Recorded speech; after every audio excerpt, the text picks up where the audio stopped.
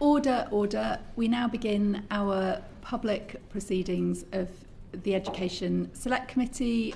This morning we have an evidence session in our inquiry on children's social care, which is focusing in particular on child protection. And I would just say at the start of this session, we will be covering content which is difficult to hear and will be distressing for some people, I am sure.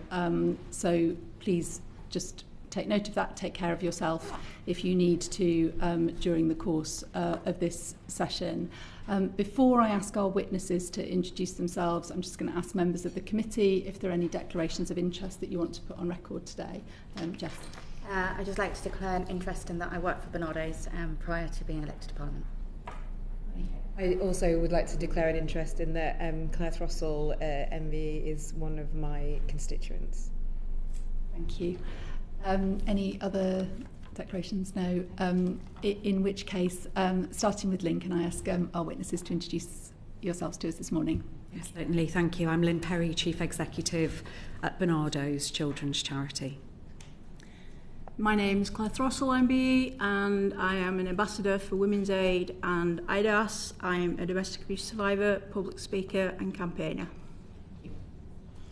I'm Anna Edmundson from the National Society for the Prevention of Cruelty to Children, NSPCC, and I am the Head of Policy and Public Affairs. Thank you very much. I'm going to begin our questioning this morning. Over the last 4 years, the number of children on child protection plans has fallen overall. And I wondered whether you could comment on what you believe to be the reasons for this fall. Is it because children are safer? Is it because the services are less able to identify the children who are in need of protection? What do you think explains that particular trend? Lynn, I might start with you, if that's okay. Yeah, thank you.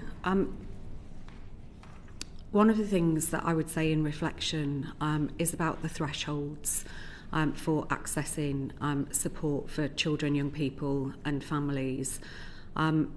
Within Barnardo's, we operate a number of early help and family support type services across the UK.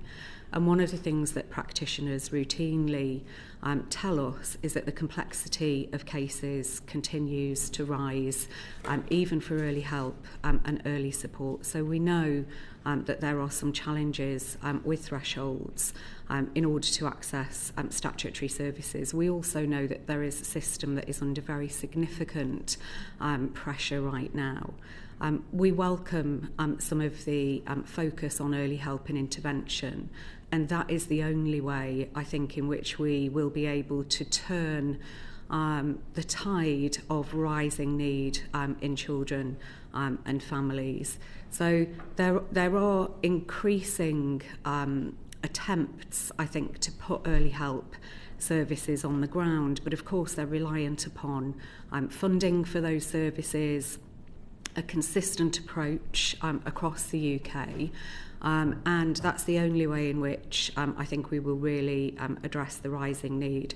So although the numbers of children on child protection plans may have reduced, we would not say that that is reflective of the evidence of rising need across our services within the charity.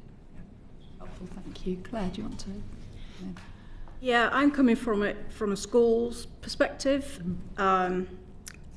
from being the safeguarding lead governor in Springwell School. I've seen that we've referred in, we've escalated situations, and social services have kicked back and said that the children don't need to go on a plan. Mm-hmm. We literally let children go knowing they're not going to be safe with that parent, because social services, it's either increased demand or they're minimising the risk to the child. Risk assessments, dashboard assessments, we don't all fit in a box. And there's many cases that don't fit in a dash assessment. My case didn't fit in a dash assessment. A lack of understanding of what abuse is coupled with not meeting the criteria on this DASH assessment or risk assessment, is ensuring that lots of children fall through the gaps. Responsibility is placed on the parent to keep the child safe, or the school to keep the child safe. We make numerous referrals and they get put back because they don't meet the criteria for a risk assessment or a DASH assessment. We don't fit in boxes and we don't always fit into the criteria, but that doesn't mean to say we're in danger. Yeah. Really helpful, thank you. Hannah? Yeah, I would agree with my colleagues giving evidence today that in answer to your question, no, it doesn't mean that children are safe. And certainly from our experience at NSPCC, from what we see coming through from adults with concerns about a child to our helpline, from children themselves to Childline, and some of the other indicators. So police reports, for example, of child cruelty figures, what we know about the impact of poverty, the number of children who are in difficult or unsuitable housing.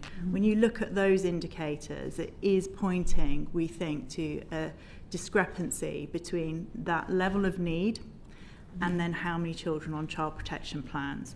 And I think from our point of view at the NSPCC, this is part of the reason why we have over many years been pushing hard for not just a reliance on some of the important and essential administrative data, like how many children are on child protection plans or how many child in need assessments, but an actual understanding of the prevalence of all the different types of abuse and neglect. And the only way we can do that and really understand, what is happening for babies, children and young people today, what does that mean for children's social care, for the safeguarding partners who are there to respond, protect and make sure that they get the support they need, is to understand that underlying prevalence. And the last time this was done, 15 years ago, by the NSPCC, children's lives were really different. And we really want to see the government invest in rolling out a partnership that we are working on with the Office for National Statistics to pilot a prevalence survey. The moment, there is no guaranteed funding to build that full picture. And without that kind of detailed picture of what is happening for children and young people, we will always be asking these questions. What does this really say? What does it do? What doesn't it tell us? We need that deep dive, that prevalence survey to understand. Thank you. Yeah. And also we have the Keeping Children Safe in Education Act, and teachers are morally responsible for that. They can be disciplined and lose their jobs for not adhering to that. Take that law in schools and take what legislation there is to protect children in the home. There's a massive gap, a huge difference there. And social services and CAFCAS need to fall more in line with keeping children safe in education and assist and help teachers to keep children safe. Thank you. That's really helpful. My next question relates to that issue of prevalence and trends. And it might be based on what you've said, Anna, that you can't, the answer's not definitive. But I wondered if you could tell us what you know from your work at a national level, all of you, about the trends in child abuse across the country, and particularly child sexual abuse. And I asked the question because we've had a lot of debate in this place in recent weeks around the horrific issue of the systematic abuse of children through child grooming gangs. And the allegation is made that this is happening in up to 50 towns across the country, and so that begs the question, as organisations that are engaged in the safeguarding of children, what do you know about that horrific phenomenon happening in some communities, and do you have any comment on why it is the case that in some areas local authority services seem unable to keep children safe? I don't know, Anna, if you want to start based on what you've said previously. So and again, having a prevalence survey would really help to understand the numbers, the patterns, and really begin to delve into what needs to happen to tackle this. We do think that child sexual abuse is endemic, as Professor Jay said at the conclusion of the independent inquiry into child sexual abuse. And we know that it's happening in a range of different circumstances, settings. So that could be in the family, that could be in the context of what children are experiencing when they are in schools, or they are in the places and spaces doing things they love, like sports or music or drama. And it can also be in the community, as we've seen the focus on most recently. And again, there's a trend here. One of the reasons why Professor Jay's final report called for a core data set, and one of the reasons why we were pleased to see the Home Secretary say that recommendation be taken forward, is because we need to have that kind of full picture across all the different forms of child sexual abuse and exploitation, so that we can make sure that we are, and children's social services, policing and health and education are laser focused on what is happening for children, and then take action accordingly. Looking at some of the discussions that have emerged in recent weeks, we are really supportive of local areas having exactly that kind of deep dive in their area to understand what is happening. Because from our perspective, we can't assume that this isn't happening. So just because you might not have the reports, or there might be a relatively small number of child protection plans, for example, that actually have child sexual abuse as the main indicator, that does not mean that child sexual abuse and exploitation is not happening. Mm-hmm. And in that context, those deep dives, looking at what's happening in a local area, the safeguarding partners coming together, and most importantly, speaking to those who are at the sharp end of experiencing this, children and young people, and understanding from them what is happening in their lives, and from victims and survivors what happened to them. That is the real way to kind of get into understanding what is happening in those local areas, and to build up what then needs to happen in terms of action. And it is clear that there have been responses to victims and survivors in particular that have not kept children safe and have not helped them to recover, and that needs to change. But we think that some of the measures that have been announced, and we hope more to come in fulfilling other ICSA recommendations, will start to move us to a much better place. Thank you. Do you want to come in on this? Yeah, for me there's quite a few things that can make a difference, a significant difference in this area. One is to see the child, hear the child, believe the child. They are not invisible. Half of this problem is because the language around sexual abuse, the attitude towards them, we know how bad it is for a rape conviction. Now make it for a child, with the barriers of language, with the barriers of understanding what sexuality is. They're facing huge barriers, and the language and the legislation needs to change to protect them. They need to know that they're heard, listened to, supported and believed. They cannot just think that they're invisible, walking around, letting this happen to them. It goes deeper than that, I'm afraid. It goes to the family courts. It goes to the presumption of contact. We have fathers, we have mothers that are sexually abusive, and they are granted contact, unsupervised contact by a judge. So it's not just gangs out there grooming children. You're looking right in the home. You're looking in a court of law. It's happening throughout the system, and to change it, the first thing we need to do is say to these children and young people, we see you, we hear you, we believe you. Thank you. I'd support what colleagues here have said already this morning. I think the data that we do have, we recognise is probably not reflective of the extent of abuse, and I think that's the first thing to recognise. We support the ICSA recommendation for the improvement of data. That is a really important starting point in understanding the complexity and issues of some of these challenges.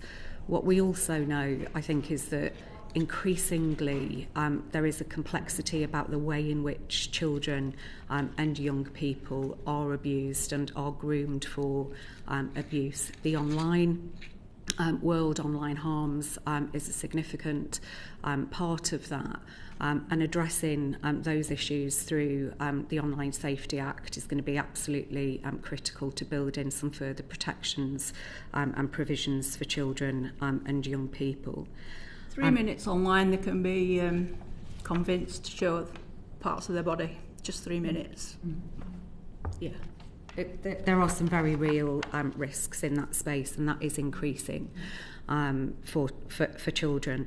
One of the things that I think we know from over 25 years of working with children and young people who've been affected is, as Claire says, the importance of them being heard and the importance of them being believed. And only through a system that affords that will we be able to see a truer reflection of the extent of abuse. There are some recommendations, of course, that we welcome, but one of the things that is really clear is that the provision of specialist and sufficient support across local authority areas to meet children's needs is not currently consistent. And I think it's really important for victims and survivors that that is also addressed. The final thing I would say in response to your question is we know that this occurs across all communities, and although we have got a number of inquiries, we also need to make sure that the learning from those inquiries is shared in real time and that we don't limit the potential for further scrutiny. Thank you very much.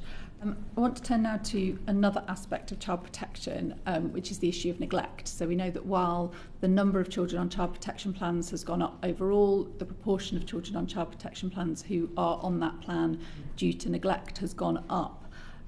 So I want to ask first of all about what your understanding is for the reasons in that change in the stats, and then secondly, this committee in its previous iteration before the election heard evidence that sometimes there is a difficulty for decision makers and professionals in distinguishing between what is neglect and what is in fact poverty, and so it would be helpful also to have your comments on why that is such a difficulty and what steps should be put in place to support professionals to be able to make that distinction and understand where it is support that is needed rather than child protection action.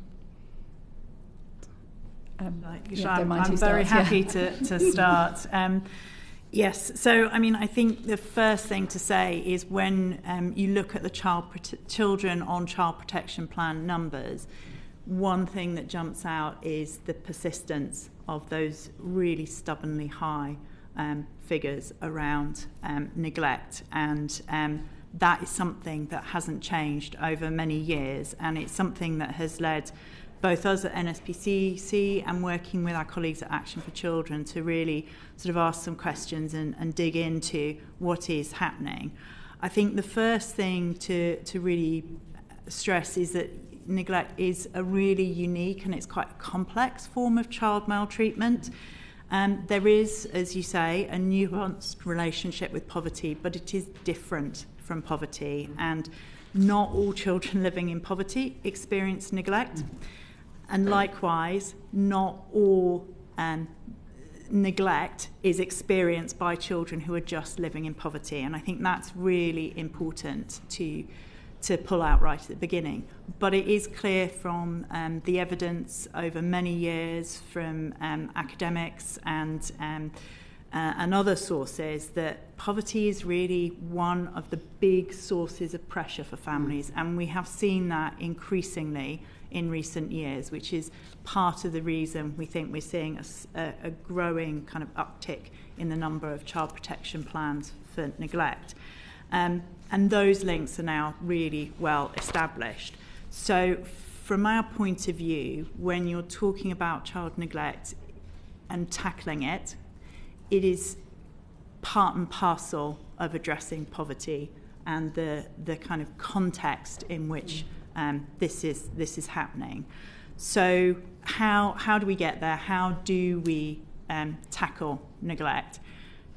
Well, first of all, it sort of dovetails with a number of things that I know this committee is interested in around rebalancing the children's social care system, because at the moment, the vast proportion of spend in children's social care is directed at what we would say is the later stages of intervention, whereas that early help, that early intervention and preventative support has really been, it's shrunk.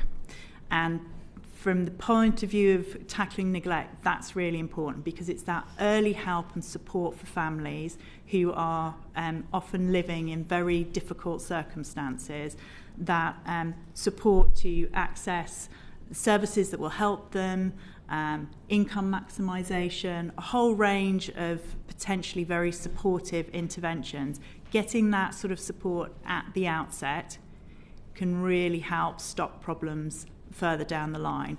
And that is one of the reasons why we think we are seeing this increasing uptick in neglect in those statistics. And how we turn that around? Well, yes, rebalancing children's social care, but that needs to be alongside having a national focus on this in terms of having a strategy for tackling it. A strategy that is dovetailed into the child poverty strategy that the government is working on, and which we think has the potential to be really transformative if done right.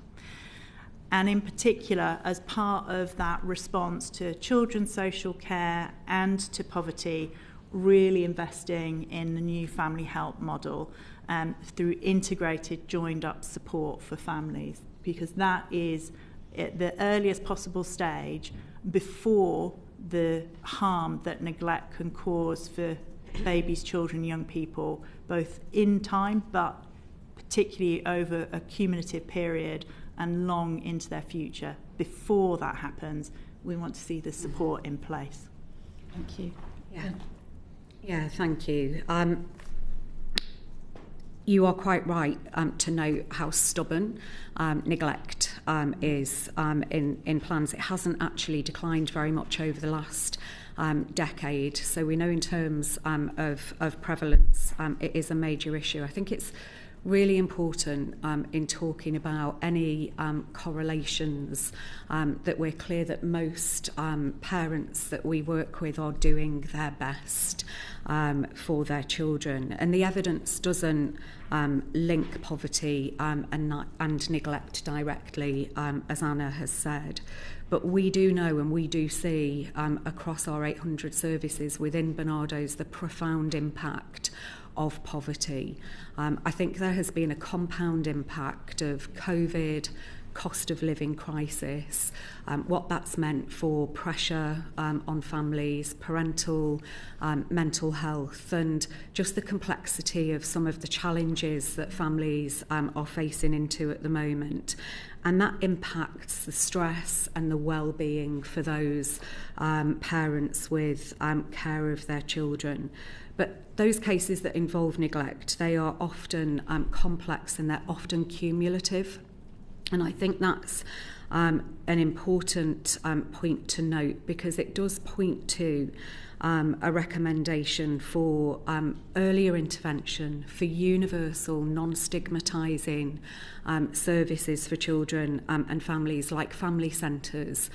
We run 75 family centres within Barnardo's, and we know that that is one of the places and spaces where we're able to start to tackle some of those pressures in a constructive and positive way that can actually really turn things around for families. coupled with good multi-agency work across the systems that support and protect children and good information sharing, we know that we can respond at a better point on that continuum for children and families. And I would echo what Anna has said. Currently, we are spending significantly more on late intervention for families, and some of the issues in respect of neglect could be tackled much, much earlier in the life cycle. Thank you.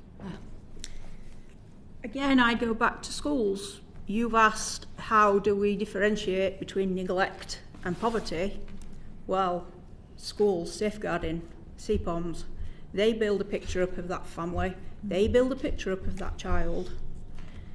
Social services and other teams should work with the schools, look at the pattern of what's happening. Is it lateness? Is it starvation? Is it a lack of emotional needs? Is it another form of neglect? By building that picture and working with the schools and working with the safeguarding leads who look after these children on a daily basis and see these children every day in school, that is the way to see the differentiate between neglect and poverty, because you've got the school building up this picture. They have CPOMs in school. They log every incident every day, and we do our best for every child. And that is how, with professional interest as well, you can build up a picture and say, right, it's poverty, all the fantastic things that we can put in place for interventions. No, it's neglect, then it has to go down the other route. But we also engage with the parents. Some parents don't want to engage, and they're the difficult ones because you have no idea what's happening in the home, and you have to respect their wishes unless the child is in danger, and then we'll send it straight to social services and escalate it. But for most times, we're looking at neglect, but we're not looking at emotional neglect. The parents may have had a mental breakdown. There's may be something going off in the home. It's a pressured environment right now.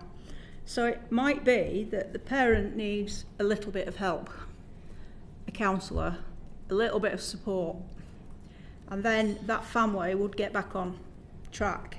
So it's not always the child who's at risk. Sometimes it's the parent.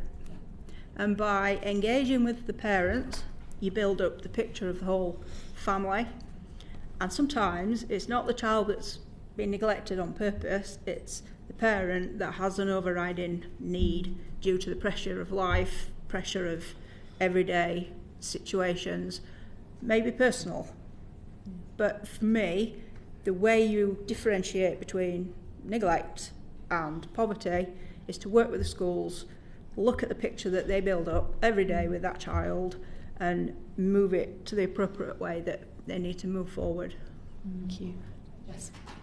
Just very quickly off the back of that, there have been some calls to introduce equal protection for children so that they have the same protections as adults. To what extent, quickly, do you think that that could help to safeguard them from harm? If it's all right, I'll go first. Absolutely.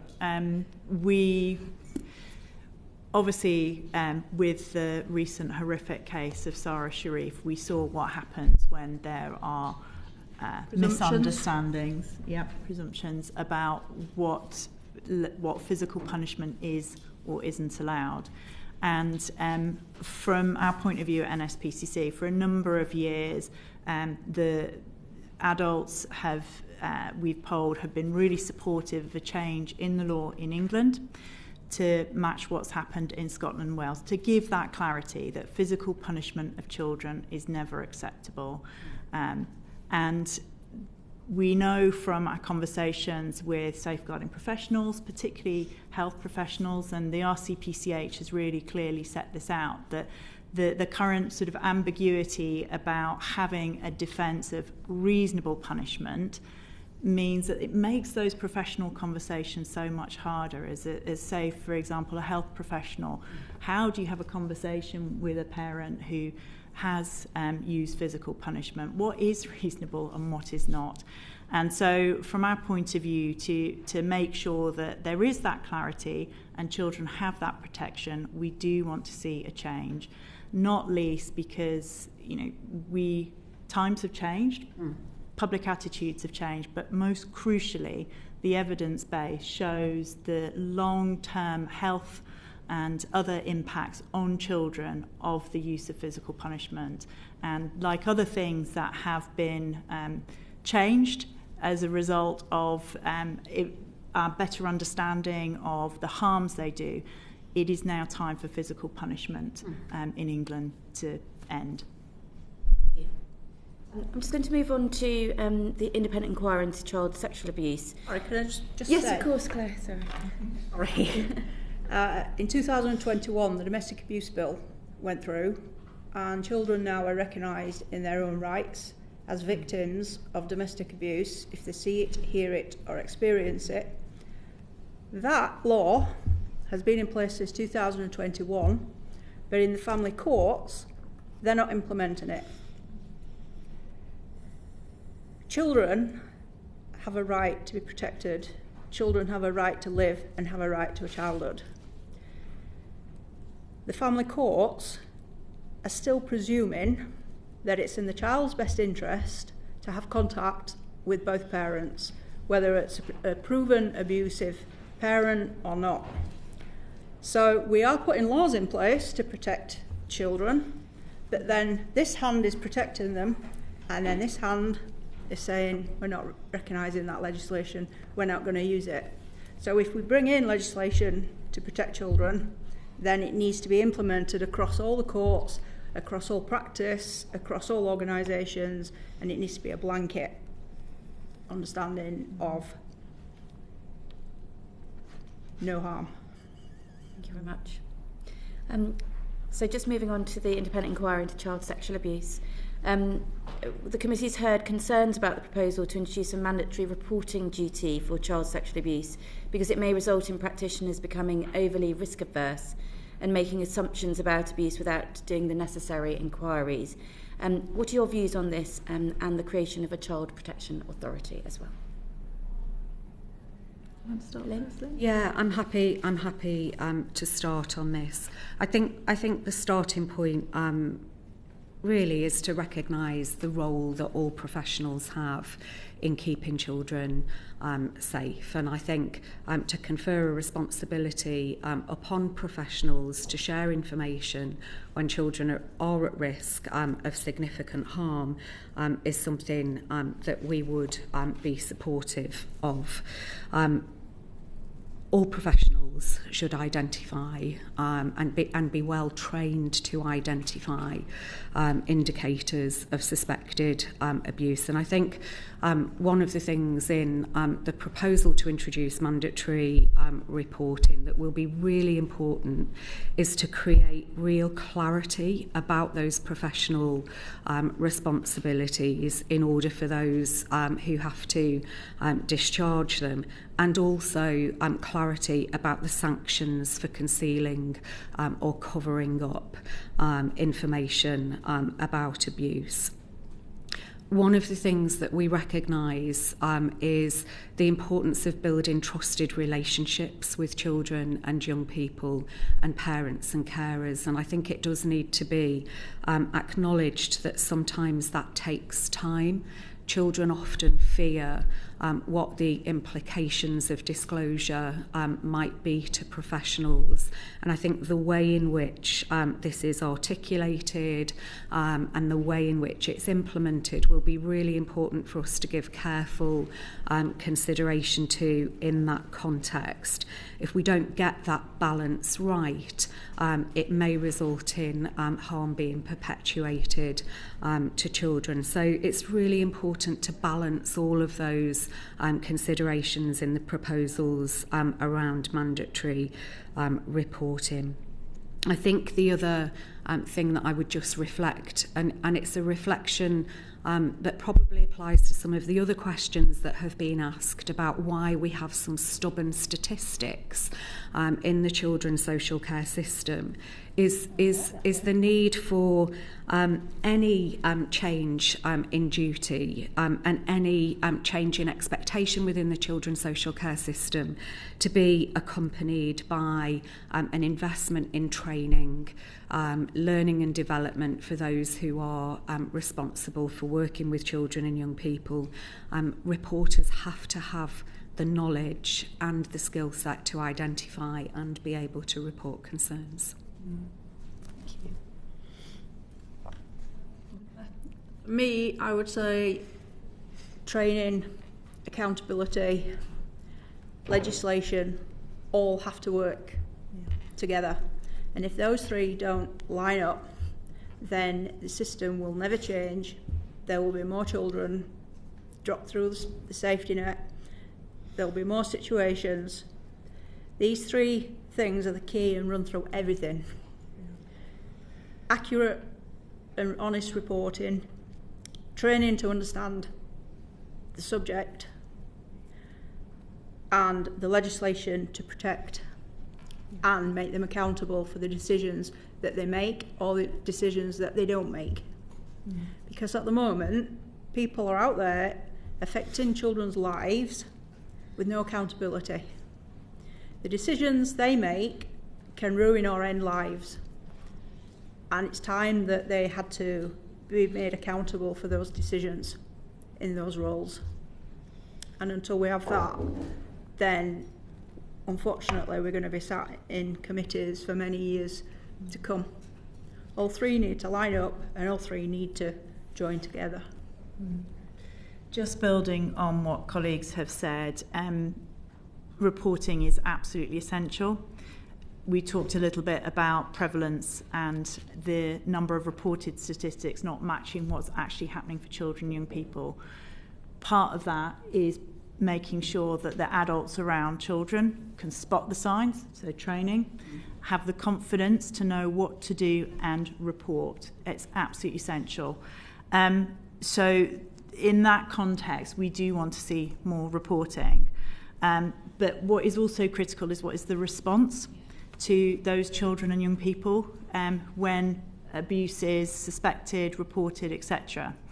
And we think that introduction of any mandatory reporting model will probably increase the number of reports to children's social services, policing, etc. And the system needs to be equipped to deal with that. And that includes making sure that the resources, the services, the responses are in place. Lynn mentioned one of ICSA's other recommendations around therapeutic support. That is absolutely critical. So when any model of mandatory reporting is taken forward, it has to be in the context of investment in the whole system. It's not a magic wand unless children's social care, for example, is equipped to respond, rather than having a report that then leaves a child or young person hanging, as it were. And the final thing I would say is just to what colleagues have said, that vital importance of having some safe spaces for children to reach out about concerns about child sexual abuse in this context, but also more broadly, because as Lynn says, we know from working with children and young people that they won't say, I have been sexually abused. But they might, but that's unusual. It's a process of building trust, relationships, and having the confidence, exactly, to then share what's really happening for them. So what we want to see in any model is that preservation of these safe, confidential spaces. And for us at NSPCC, that's Childline. 16 children or young people contact us every day with concerns about child sexual abuse, and a fifth of those every year have never spoken to anybody else. We want to make sure that however mandatory reporting is taken forward, those thousands of children still have a space where they can receive support, get the help that they need to be able to either go on and disclose or get the adults working with them to take action on their behalf, but they're vital. And when it comes to safeguarding, Teachers are accountable under the Keeping Children Safe in Education Act. So why are not social services and CAFCAS accountable for their umbrella too? All right, pass to Mark. Can I just say we've covered quite a lot of territory in quite a lot of detail already, and we are relatively constrained in the time. So I would just say we really want to hear your evidence, but if you've already answered a question in a previous answer, don't feel that you have to kind of say it all over again. We've banked that, and it will just help us to kind of get through the questioning in the time that we've got left, if that's okay. Mark. Brilliant, Chair. You took the words out of my mouth. So on this question, you have already answered it comprehensively. So don't, feel free not to repeat your answers.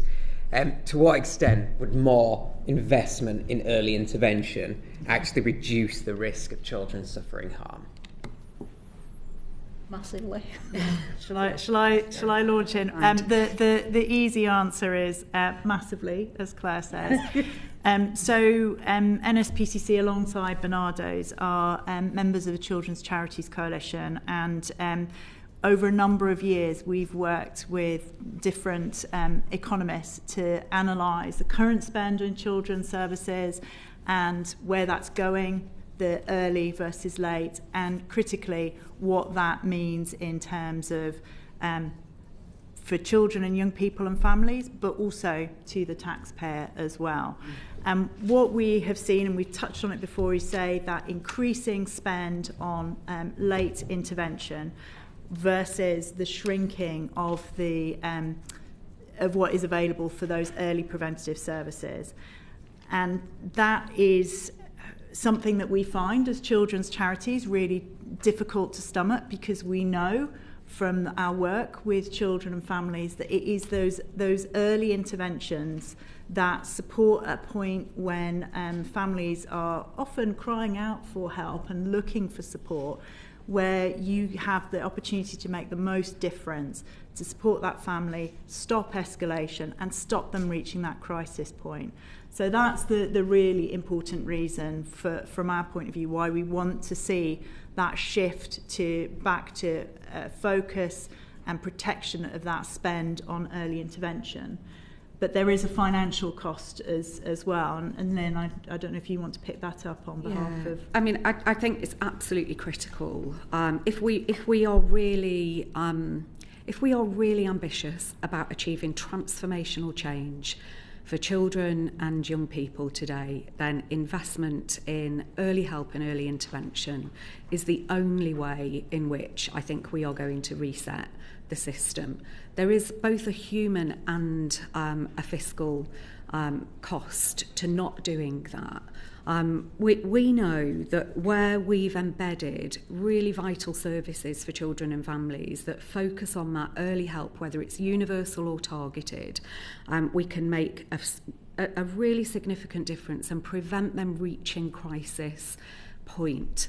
We've done some cost benefit analysis in one of our services in the Isle of Wight, just to give an illustration. For every £1 that we spent on early help, there was a saving of £2.60 in that area. Over the course of 12 months, that was a saving, we estimate, of around £1 million in one area. So there is a financial case for this. The human case, of course, is that we prevent families from needing Section 17 support or finding themselves in situations where child protection is a concern for agencies. And I think, unless we take this opportunity, we will not achieve the sort of transformational change that we want to for families. Brilliant stuff. Then anything to add, Claire, before I move on? Yeah, I think it can start from the midwives. It can start from the health visitors going in after the baby is born. It doesn't have to start from nursery to school. Oh, there's an issue, there's a problem.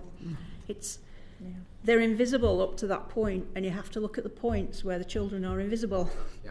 And if it starts from birth, and all agencies are involved, midwives, health visitors, whoever, the early interventions can start from even before the baby is born.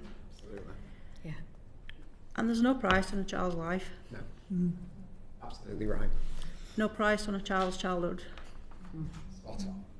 So it's in a similar theme, but I'm moving on to a slightly different topic. So the Children's Wellbeing and Schools Bill is going to require local authorities to introduce family group decision-making before children are taken into care. What impact do you think that will have on the number of children who've been taken into care? I'm happy to start with anyone. Ooh. Nobody's got a crystal ball, but I think, again, you're going back to working with the whole system, involving the schools, building the picture. You know when the intervention needs to be, and equally, you know when you can help the parents. Like we say, the safeguarding hubs and the family centres that we have now in our areas, they're targeting families to stop us getting to that point. I think it's obviously the ultimate thing to take children away from their homes, and if they need to do that, that's fine. But I think you've also got the holistic approach, work with the family, work hard, find out, like I said earlier, there's issues within the family, not the child, and in some cases the family can be put back together. So in answer to the question, on a safeguarding level, yeah, if it goes up, I'm thrilled, because that means children have been saved, children's lives have been saved. But equally, there's a balance, and if we can help the parents to become better parents, sometimes they haven't had a model themselves. If you can't see it, you can't be it. Thank you. I think, as Claire said earlier, one of the things that family group conferencing and family group decision making affords is the opportunity for families to be heard effectively, and I think the opportunity to be able to both give voice to some of the challenges that families are experiencing, and also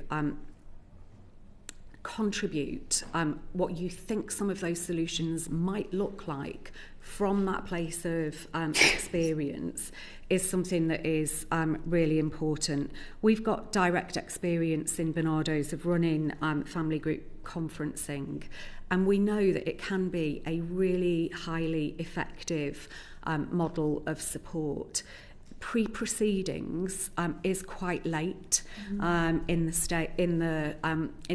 stages of things in order to intervene in a way that might actually achieve significant change. But nevertheless, we do think that as a model there is merit to it, and that applied consistently and mandated, it could have positive impact. The only final thing that I would say is, for family group conferencing to work effectively, it does rely on a relationship of trust, and there does need to be an opportunity from the family's perspective to really influence decision making and change about the direction of things. But it does enable, to Claire's earlier point, families to draw on other support within their network and to think about how they might lean into that more effectively to achieve change within the family home. Just two very brief things to add to what Lynn was saying. One of the things that we think is really positive in the bill's provisions around this is the explicit inclusion of children's voice. There's not enough, we would say, across the whole bill, but in family group decision making there is explicit reference to that, and that's so important. When you look back at, and I know you're hearing later from the chair of the National Safeguarding Panel, but some of the most horrific cases and reviews, the importance of hearing from children. So that provision in relation to family group decision making we welcome. Like Lynn says, it is late. We would prefer seeing it at other stages. We would also really like to see it extended to the point of reunification as well. So reunification is the most common way for children to leave care, but we know that 1 in 3 of those reunifications ultimately break down, and then you have care entry. And that, again, high human and financial cost. We think that family group decision making used right at that point of reunification could help to make sure that it's turned around so reunification can be more successful. There's obviously other things that we'd like to see in place to support reunification, but we do think that there's a role for family group decision making done in the way Lynn says at reunification. That makes sense. Unless there's domestic abuse involved, and then it won't work, because the perpetrator will just either bully, harass, or manipulate the situation, and they're all in danger. No, absolutely. Thank you for your answers. Bear in mind there's about 10 minutes and 5 areas to cover, so very briefly in this case. Some evidence that we've received, this committee has received with previous members, has argued that a focus on child protection has led to parents feeling threatened and stigmatised by social services. I'm just reading that out there. So how can an appropriate balance be struck between keeping children safe but also ensuring parents don't feel deterred from accessing essential services? Again, it comes to building up that trust. It comes to understanding the family, and it goes back to early intervention. The earlier people get involved in this, the earlier they'll be able to spot the issues, the earlier they'll be able to support the parents. And sometimes it's the way that you speak to somebody. I'm a big advocate of saying to people, you can tell two people the same thing, but each person will react in different ways. So again, it's down to training and relationships and the way that you speak to people, understanding their level and communicate appropriately. Because, as I say, you can say the same thing to two people and both people will take it in different ways and react completely differently. So for me, it's all about building that trust, that relationship, and giving them that sense of we're here to help, we're not here to interfere or take your children away. We're just wanting to keep the child safe. Understood. I would just echo what Claire has said and go back to what we said previously about that vital importance of that early intervention, that support, the family help, so that you are building up the relationships, you are building the picture. Exactly. And in that context, in the bill, we do think that the provisions around explicitly including childcare and education in those conversations about safeguarding are really important, because they do, as Claire says, help build that full picture and the nuance. So it's not just social work, it's not just policing, it's all with health, with education, building that picture, being alongside those families when they need help before it gets to a crisis point. Brilliant, thank you. Any final comments? The final thing that I would add, I think, is the importance of coordinating and convening services. Lots of families that we work with are engaged with multiple services, and for families under pressure, that's also quite difficult. So I think the recommendations for multi-agency ways of working are really important, but consistency and a plan that's understood by professionals and that can be communicated with clarity to families, and that enables them to support and that they can see the change that the support is intended to effect, I think is also really important. Thank you very much. Thank you. Right. Thank you. Claire, in particular, moving to a focus on child contact and domestic abuse. You've been campaigning over the last decade following the tragic deaths of your two sons at the hands of their known domestically abusive father, and I just wondered, what change have you seen in that time and what more needs to be done? In the context of domestic abuse, not very much has changed in schools, unfortunately. You still have the contentious issue of contact orders.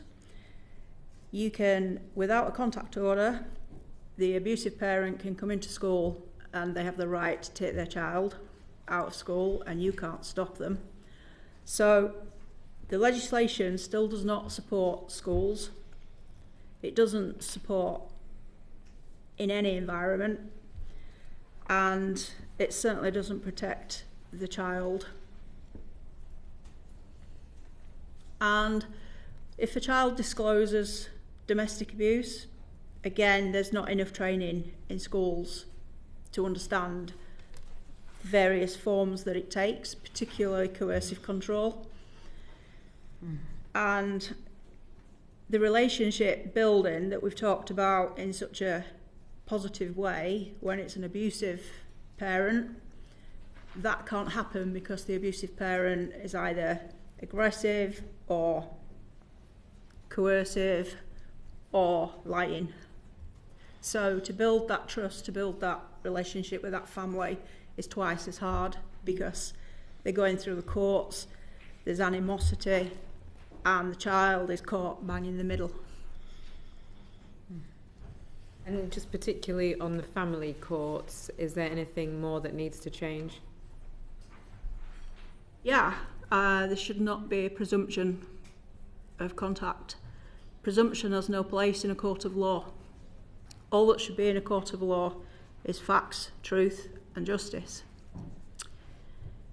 People who go through the family courts are traumatised, scared, minimalised, and they feel invisible. Again, we come back to, we need to hear victims, we need to see victims, we need to believe and support them. What the courts need to stop doing is shielding the perpetrator behind money, behind barristers, behind taking them back to court again and again to re-traumatise them. And it's time that the family court put into place the legislation from the Domestic Abuse Bill. They need to stop ignoring children's voices. They need to stop making presumptions about their lives, because they're making presumptions on lives that can also end lives. It's no coincidence that there was 19 children murdered between 2004 and 2014, and Jack and Paul made child 18 and child 19. I'm just going to show some evidence now. These two children was never a child A and never a child B. These two children had lives. These two children were going to school. We didn't fit in a box. We didn't fit the DASH assessment. We didn't fit a risk assessment. They just thought I would keep my children safe.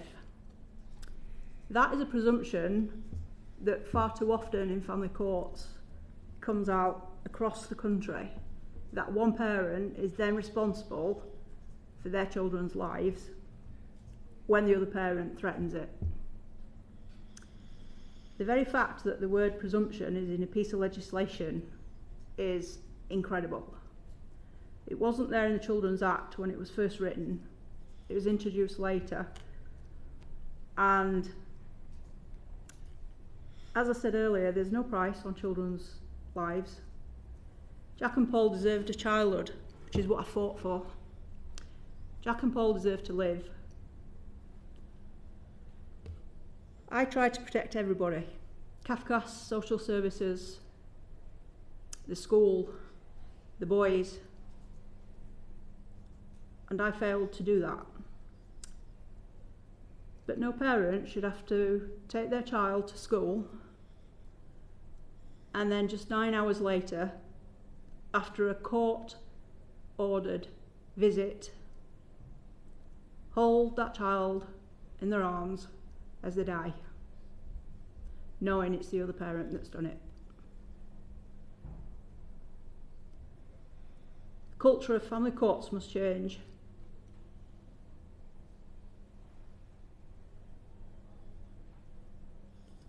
And we need to understand children, listen to them, believe them, and support them. But they were never a child A and a child B. They're Jack and Paul. Yeah. Can I thank you very, very much for sharing that with us, and it's incredibly important for us that you did. Can I also just record, for the purposes of Hansard, which is the written description of what's happened in the meeting, that Claire held up a photograph of her two sons, Jack and Paul. Thank you. And we will now move on to questions from Manuela. Yes. Thank you, Claire. I want to focus now on multi-agency working and the safeguarding partners like the police, the local authorities, the ICBs. So this committee heard evidence that there are problems with multi-agency working. We heard issues of workforce difficulties. We also heard about these bodies having separate and overlapping policies. So obviously I want to know from the panel how do these problems affect the response to child protection concerns, and then looking forward, the Children's Wellbeing and Schools Bill would require local areas to establish multi-agencies child protection teams. What are your views on these, and also are the provisions in the bill sufficient?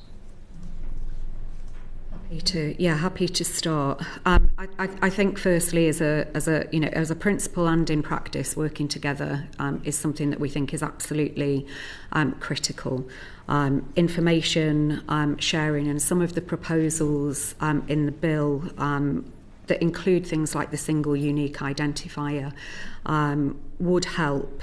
But it's also really important, I think, to recognise that culture and leadership and shared objectives for change for children are important in this space. Many of the families that we work with and many of the families who are subject to child protection provisions are working with multiple agencies, and the ability to work across those agency boundaries I think is really critical to achieving better outcomes for children.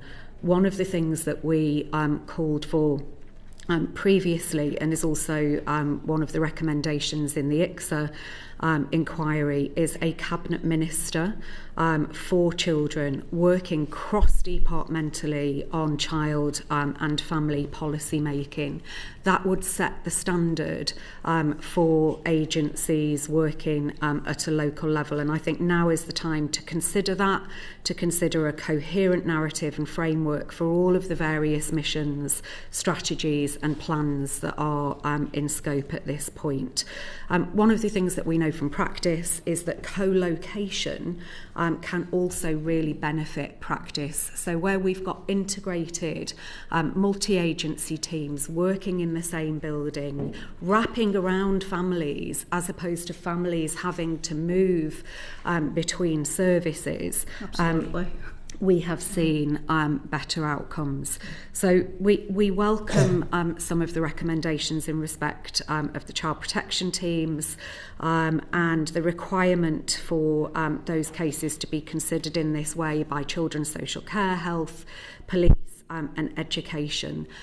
That is going to need real leadership to make sure that is embedded on the ground, that there is good challenge and support between agencies, and that it has real impact for children. There is some international evidence from countries like Finland, where co-working is more common, that can lead to better supported decision making for children. We also have an opportunity, I think, through the Family First Pathfinders, where we've been piloting some of those approaches to get some early dissemination of the learning and to use that to inform some of the plans that you have talked to. Mm-hmm. Yeah, I would totally agree. I mean, effective multi-agency working is really the backbone to any coherent joined-up approach. So you've absolutely got to get that right. It is a problem at the moment, as you rightly described. So at the NSPCC, we have done an analysis of case reviews, looking at the learning from rapid reviews, and in over half, 57% of those, the lack of handover information sharing between partners was part of the problem that was identified in those case reviews. So it's clearly something that there's huge potential, but it's not fulfilling that at the moment. We do think that a number of measures, both in the bill itself and that DFE are pushing on with, particularly guidance, so that really granular frontline understanding of what good looks like, is also really important. We are supportive of multi-agency child protection teams. We think it was a really important recommendation to come out of the awful deaths of Arthur Labinio, Hughes and Star Hobson, and we're pleased to see that this is going to be taken forward. Government is working at pace, and there are some questions, as Lynn says, about what this looks like on the ground, how it's funded, how that working together is really embedded, what are the different roles and responsibilities of the team who will be holding some significant risk and safeguarding responsibilities.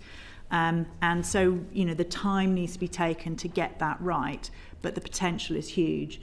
The final thing I would say, and I suspect you'll hear about it later as well, but one of the recommendations that we think has been overlooked so far in the national panel's report into the deaths of Arthur and Star was a really powerful call for a national child protection board that would give that national leadership across central government, local government, specialist safeguarding partners to provide both that oversight but also that injection of expertise to what is happening with multi-agency child protection teams at a local level. So for us at NSPCC, we would like to see both those changes that are in the bill at a local level really kind of bolstered and reinforced by national leadership, and we think that that recommendation from the panel is the way to go.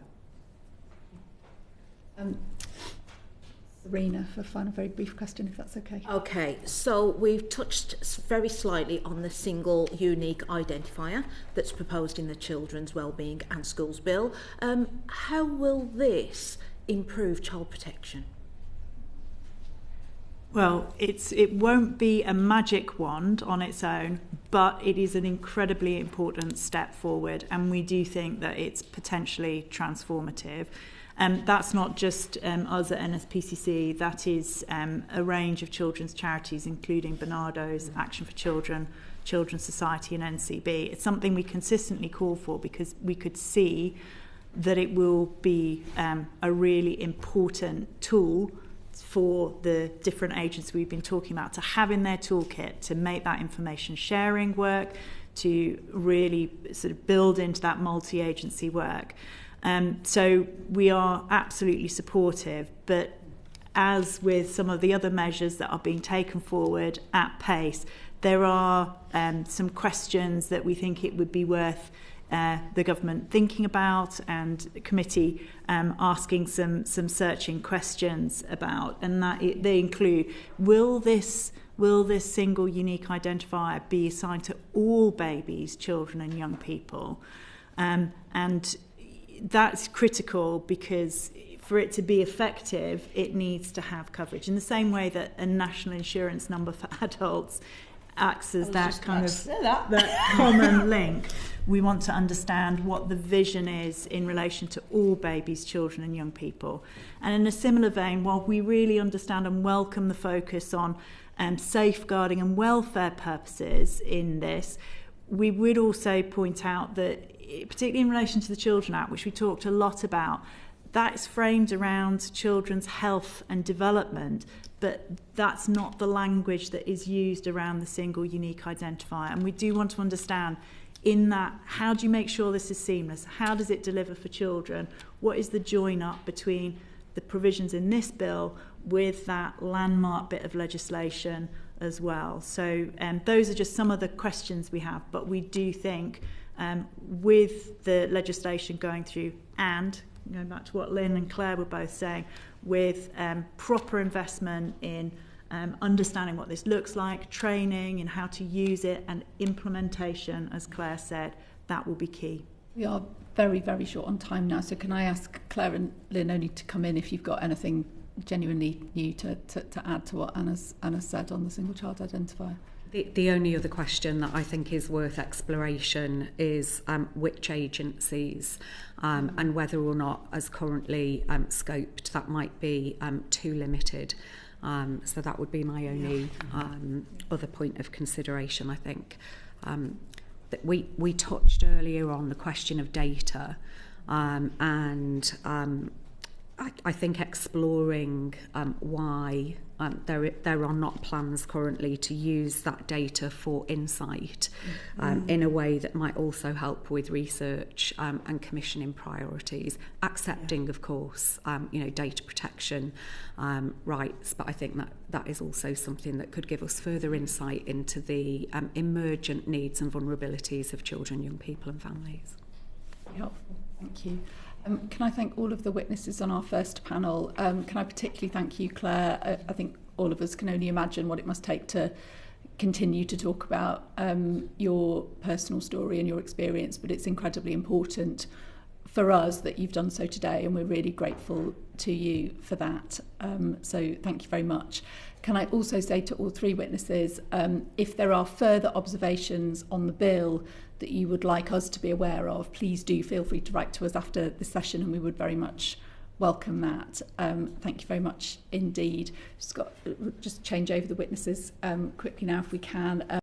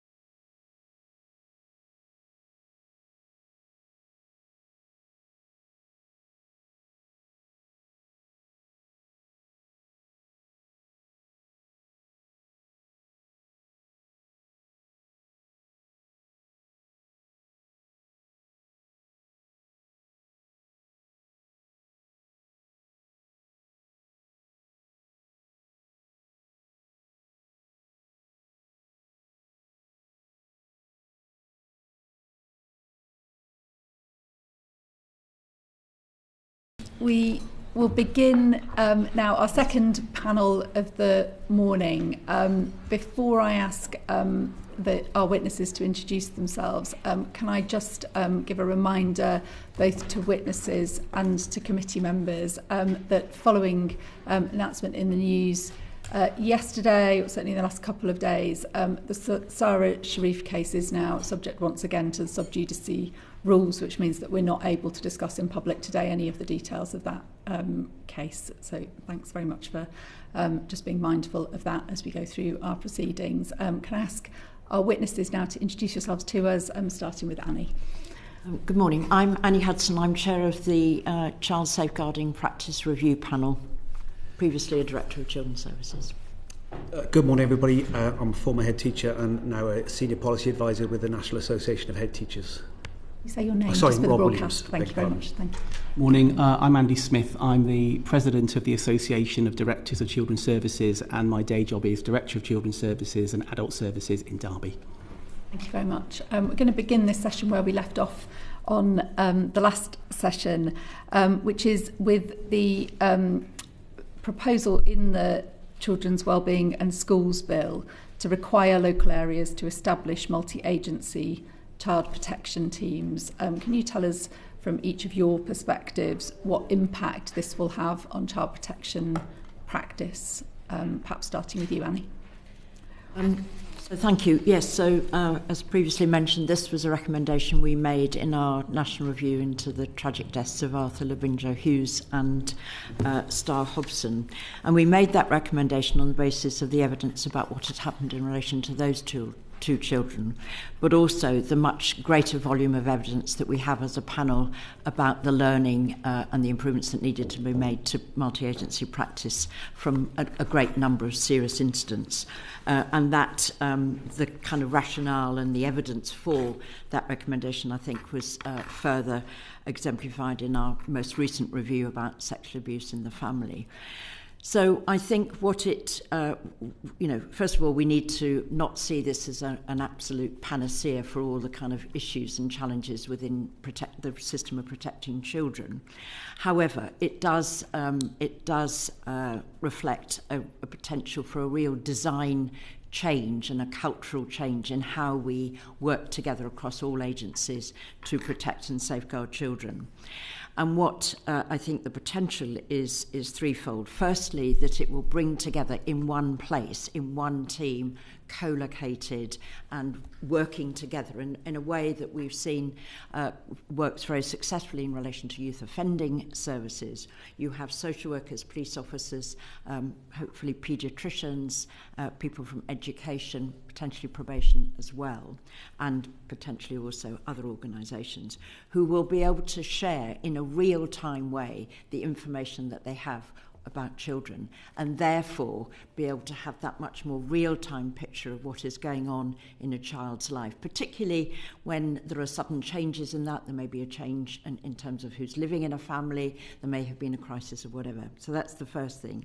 I think secondly, what it also means is that you have within one team the potential for people to provide the challenge and the support and the specialist expertise that you need in order to protect children. Protecting children, whilst individual agencies have their own duties and responsibilities, you need the expertise of the police officer who has the experience of, forensically investigating allegations of abuse, the experience of schools, the experience of health and so on in terms of children's development. So I think it's bringing together all that expertise in one place.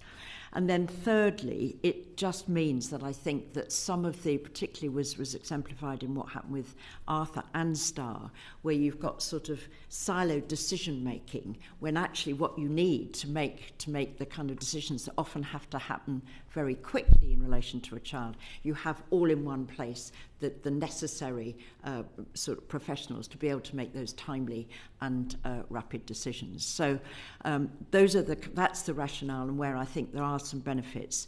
Clearly we need to trial and test, and there are now 10 Pathfinder areas, but I think it is a sort of real potential for some real sea change in how we protect and safeguard children. I mean, we welcome the commitment to multi-agency work. I think where schools consider that pupils' needs go beyond whatever the school's experience and expertise is, for example, if social care support is required, then obviously the school role is to refer those pupils to relevant professionals, including social care. So schools are committed to working with other agencies to ensure that pupils remain appropriately supported. But school leaders, teachers, as Annie was saying, and support staff are not social care experts, and they're not health experts either. So that kind of team around the child approach is absolutely critical, we think.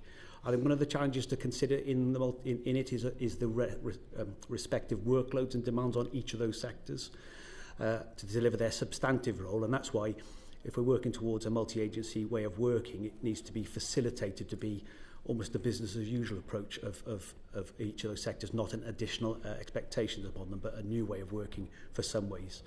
A school's strength will often be the amount and quality of information they can supply into these sort of ways of working, because we spend more time with children than any other sector. One of the challenges can be that because children and young people spend so much time in schools by default can be expected to deliver non-education aspects of it, but schools-based staff can feed incredibly important information. I guess one of the things to consider, we welcome the section in the Children's Wellbeing Schools Bill about this. It'll be crucial which person is selected to be part of that group. Somebody by the Director of Children's Services for the local authority to have that kind of level of experience in education across the piece and understand you're talking about education being a really diverse sector in different settings, and having that broad understanding is going to be critical so that information they feed in can be the highest quality, so the decisions that made can be in the best interest of the children. That's all I want to say. Thank you. Thank you. Andy? As a Director of Children's Services, I can see the real positive impact that multi-agency working makes at all points in a child's journey. Child protection work is complex because families are complex, and the way in which social workers, police officers, GPs, the range of professionals working with a child work together to understand the story has been one of the most significant developments we've seen in child protection over the past 20 years or so. We've expressed some reservations about multi-agency child protection teams. Some of that is to do with resourcing and workforce issues, both within children's social care, but also broadly amongst other professionals, other agencies that will be part of those teams.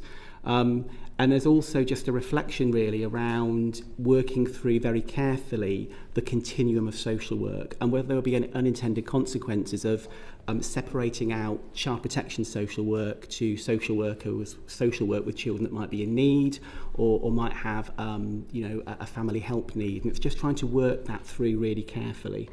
We've seen some challenges around the recruitment and retention of social workers, and we need to mitigate and minimise issues around burnout and make sure that social workers through their professional development have a really rounded experience of social work across a broad array of service users and service types. I think the other challenge to reflect on is it isn't clear yet whether there's a sign-up from other government departments. The bill doesn't go as far as to mandate other agencies to engage in the multi-agency teams. We know that the pathfinders that Annie referred to are currently testing out the way in which these teams are working, and we need to see what comes out of the pathfinders. The information to date is really encouraging, but those pathfinders were selected because you had a positive culture and a stable context really around agency working. That isn't going to be the case in 140 other local authorities. So it's about trying to work through the learning from the Pathfinder and then how and what that means in terms of scaling up. So clearly, ADCS are involved in that discourse, but I think it's just working through some of those practical considerations as well as the workforce issues as well. Marie. Thanks, Andy, and it's helpful to hear your perspective in terms of positive impact, because the committee has heard some views that the evidence for multi-agency working in child protection is not strong and that focusing on the quality of practice is more important. How would you all respond to that? I think that if you were to look at this in a very strategic context and look at, say, the profile of Ofsted inspections, we've got a significant number of local areas now, or councils now, that are good or better in their ILACs. And you've seen an increasing profile of Ofsted inspections over the course of the last 10 to 12 years. And that will look quite forensically at the whole health and protection dynamic. And that includes also looking at the way in which partners work together and how they form plans to protect children. We've also seen increasing evidence through the Ofsted Joint Targeted Area Inspection arrangements as well, looking at different elements of multi-agency practice, both looking at the front door into children's social care, but also in terms of some of those thematic inspections that have taken place. And we're seeing broadly an improving picture, although clearly, there's always opportunities to reflect and to think about the impact of your work on children. I think picking up on Annie's point from earlier, I think one of the benefits of multi-agency child protection teams is that there will be opportunities to think about some of that joint quality assurance activity that you'd expect your multi-agency safeguarding partnerships to be coordinating as part of the quality assurance work, which in fairness takes place anyway as part of the kind of role of multi-agency partnerships. And the importance really of opportunities and the importance of practitioners reflecting on their practice through effective supervision, through really thinking about what difference they're making to children, is something which is really integral really in social work practice. I think one of the issues that can impact, though, goes back to my earlier point around the churn in elements of the workforce can sometimes impact on the quality of practice, and it's something that we're very mindful of in trying to address, and the bill is trying to address that as well. That's helpful. Rob, would you like to come?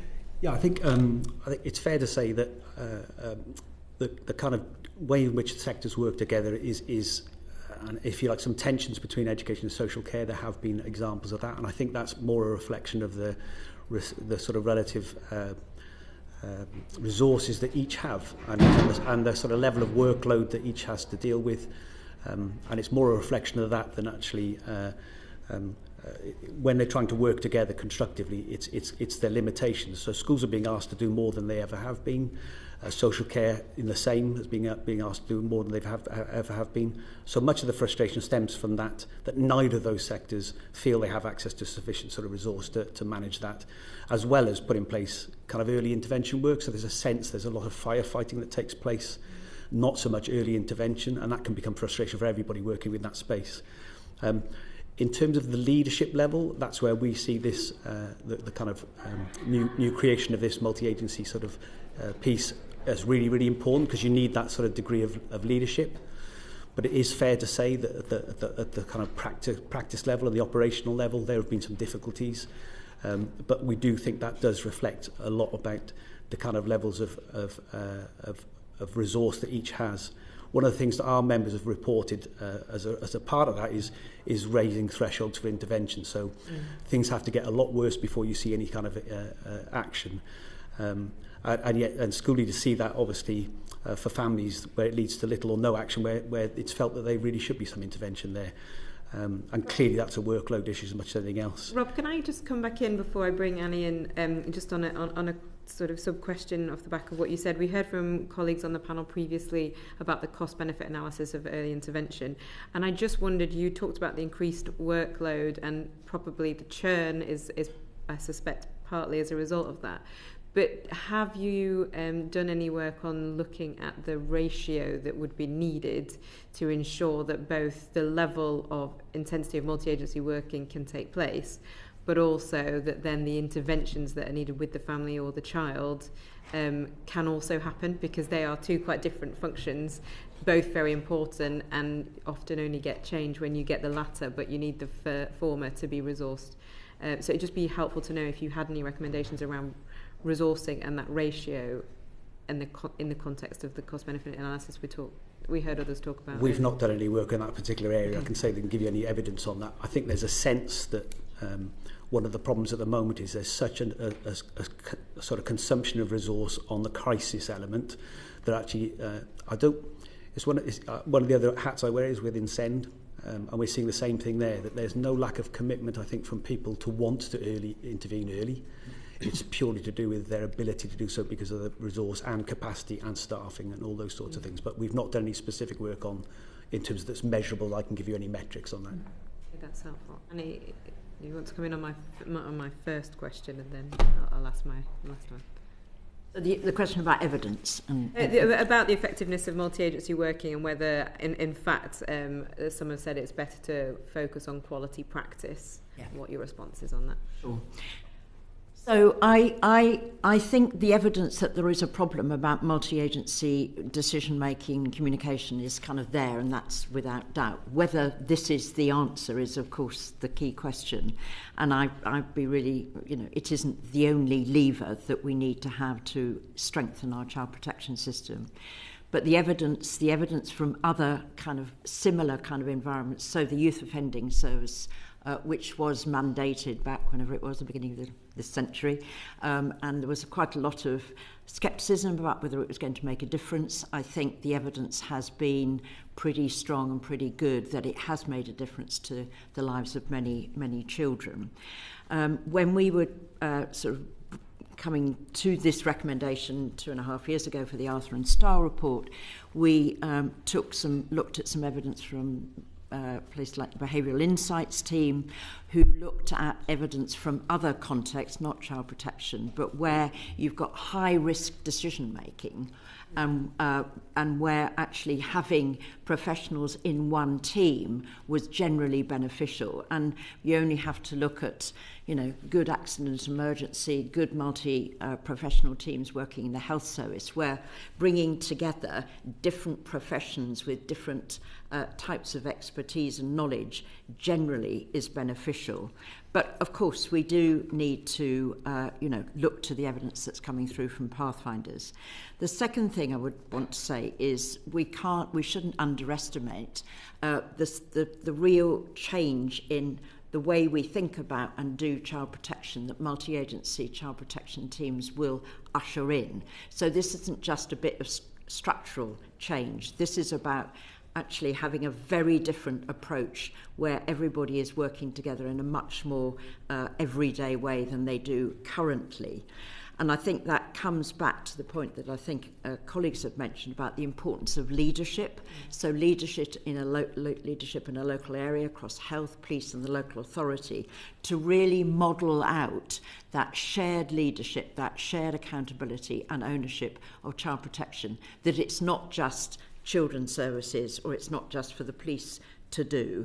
And so again, why that leadership at a national level across all government departments is absolutely crucial to this. And I really support Andy's point about the importance of this not just being seen as a Department for Education initiative and led bit of legislation, but something that should be right across government. And hopefully, in terms of some of the other types of abuse and concerns that have been in recent times about group-based offending, I think that also points to the need for that kind of real join-up of leaders locally and nationally.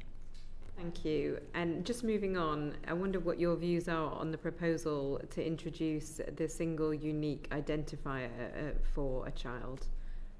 Andy, do you want to go first? Yeah, I can go first. I think the reflection from an ADCS perspective is that a technological solution may not be an easy answer to such a complex question. I think there's something about managing expectations and being really clear about what this can and can't do.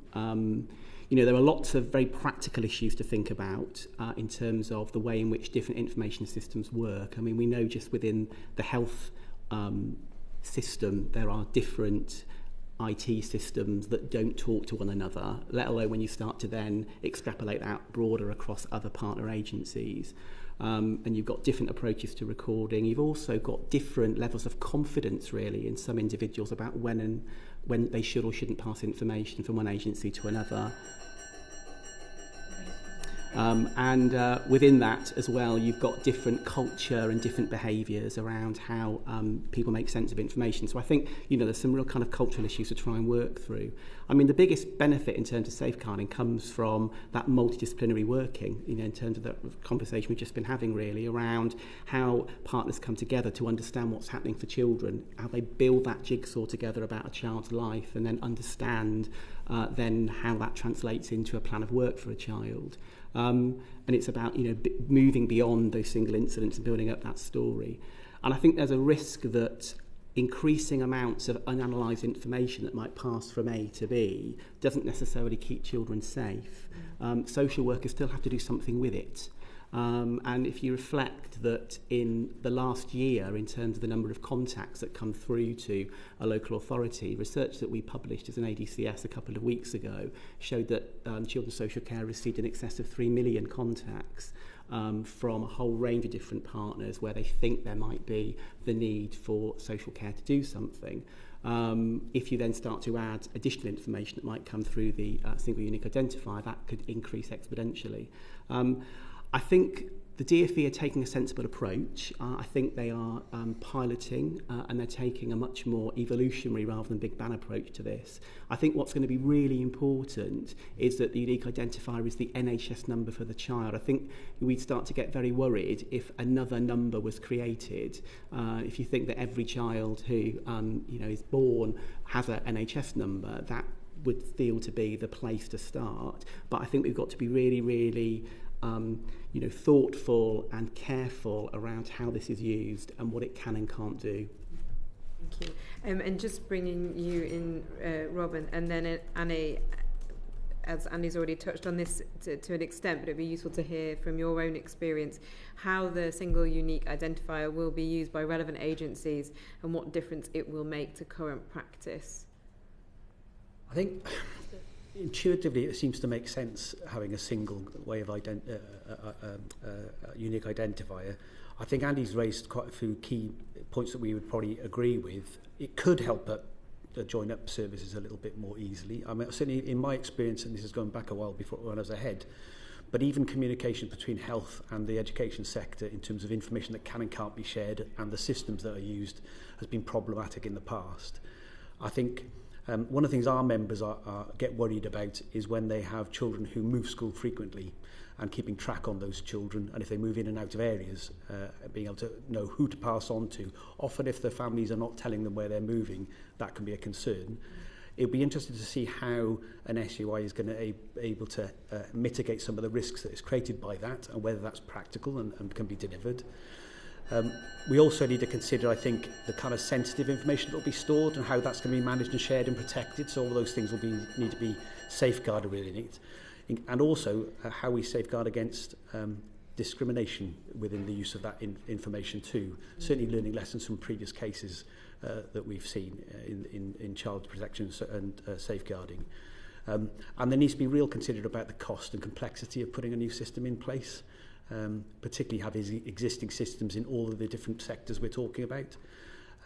I think, as I agree with Andy, I think the DfE are taking a pretty pragmatic and sensible approach to this, but I would be really cautious about rushing it out in any kind of speed, and you need to make sure also that if for school systems, which is where our area of expertise is, often the IT hardware, if you like, the kind of structures in place are not necessarily the most sophisticated or the latest kind of pieces, and we need to be careful whatever system's brought in that it's compatible, so that we if there are benefits, those benefits can be reached by each of those sectors. So it seems to me make sense to us, but it remains to be seen how it will operate, and particularly for those children which are the ones we're most worried about, who seem to move quite a lot. How an SUI will actually benefit is a little unclear just yet. I need you to come in and then. Really support what my two colleagues have said. A couple of additional points. I mean, we have been here a similar place before in terms of, you know, the contact point initiative from about 2007 or 8. And I think we've got to be, yes, very cognizant of what it will and what it won't do. And from what we see in terms of serious incidents and the reviews and learning and improvements from those, I think a bigger issue is around kind of culture and behaviour, how people, when people know what information might need to be passed on. We had a number of examples in our recent national review about sexual abuse of GPs, for example, not thinking when a child has presented with certain conditions, STIs and so sexually transmitted infections, questioning, this is a 12-year-old, you know, is there something that we need to be asking and being more curious about? So I think it's about when people knowing what information might need to be shared with other agencies and where there may be a potential safeguarding issue, and generally sort of having the confidence to ask questions and share that with whether it may be the police or the local authority. And I suppose the other thing is that, you know, in information systems, whether that's within local authority, children's social care, the police, there is voluminous information. So if you've got a family with a number of children who've been known to agencies for 10, 15 longer periods of time, often the challenge is not that the information isn't there, but being able to dig down and find the right bit of information. So I think there's an interesting other question, which is about where and how AI might assist in providing some tools to enable professionals to use the information they already have in a better way. And that's a sort of related, but I think equally important question. Thank you. Jess? This is for Rob Williams. The NAHT highlighted in its written evidence the unique role that schools play in safeguarding children. What are some of the key issues in the relationship between schools and children's social care? I touched a little bit on this, I think, in a previous answer, really. I think one of the issues at the moment has been, we feel, is that the capacity in both of the sectors is being under pressure. And when you compare that to the level of demand in both of those areas, it's been difficult. As I said, schools are being asked to do more and more, social care in the same space.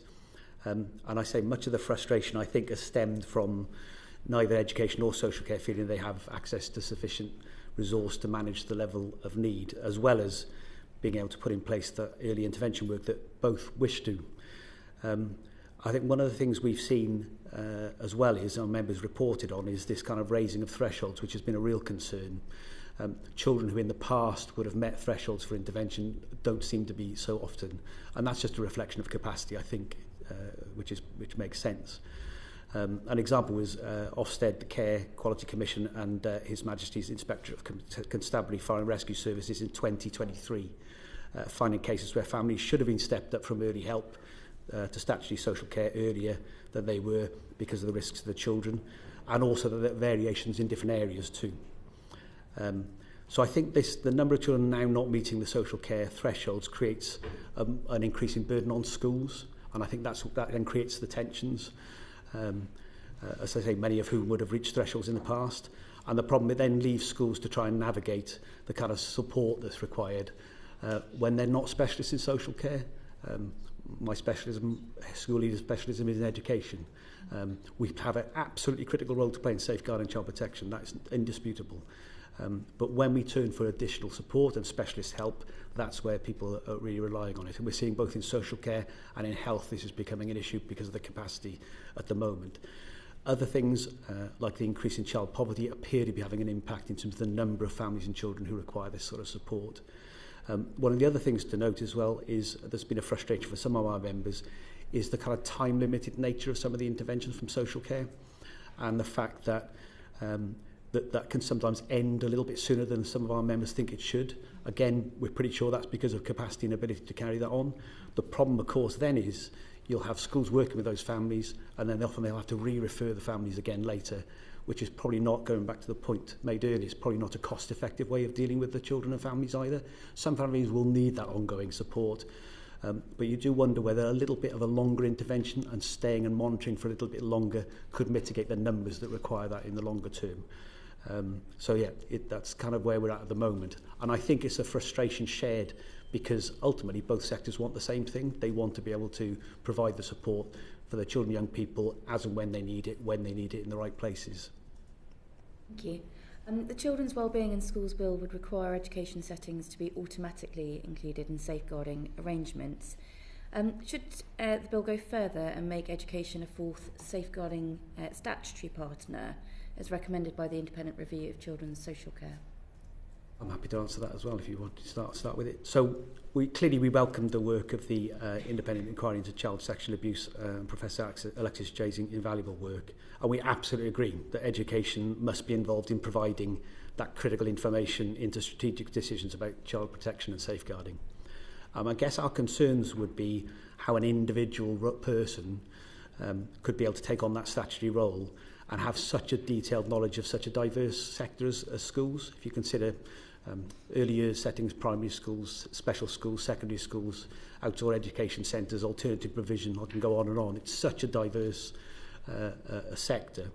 So we welcome the approach that's been taken, which is compelling existing statutory partners to have to consult and work with education, because we think there could be circumstances, for example, where the statutory safeguarding partners want to make a decision about what's happening in terms of early intervention in the early years. It gives them the flexibility then to talk to people who really understand that sector and to get really invaluable information rather than a single person who may not have that kind of level of expertise. We think that approach is probably going to be useful.